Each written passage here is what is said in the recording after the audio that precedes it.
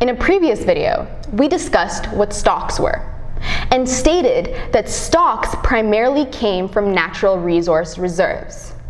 Now, in this video, we'll go into depth with that concept and see which natural resources actually have associated reserves.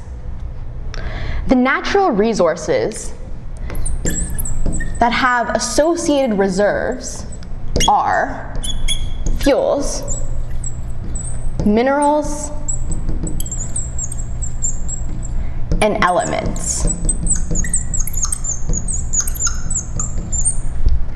So, if a stock is a natural resource that is mined and ready to use, a reserve is a natural resource that is available and ready to mine. So, in the previous video, like we said, a reserve is something that we know exists, is economical to extract with current prices and current technology. So examples of reserves could be natural gas, aluminum, copper, or an ore. Reserves are not static because as technology improves, economic prices improve, or we end up finding new deposits of natural resources. So let's imagine that this is the current reserve of oil. As we extract it, because we have the technology to do so and the prices are economically viable, this reserve will decrease. However, let's fast forward 10 years from now. We may find new deposits of oil and have the technology to extract it with good prices, or there may be oil that we already know exists and we have improved technology with good prices to finally extract those.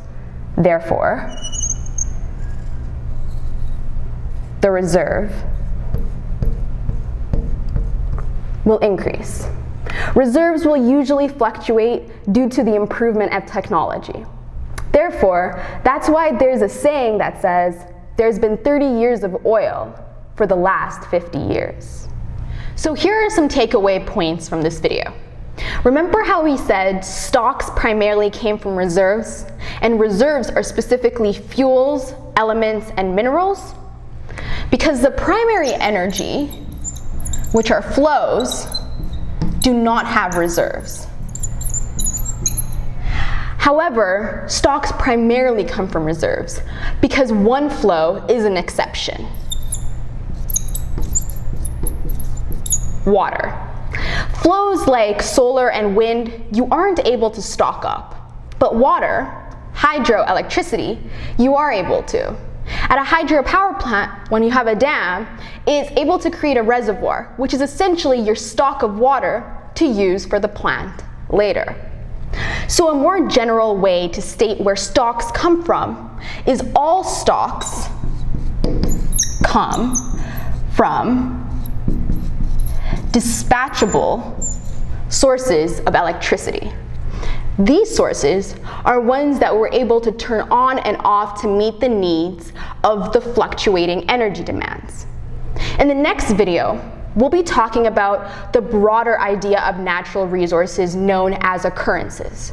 Occurrences include reserves, but it also includes all the natural resources undiscovered, discovered, extractable, or not.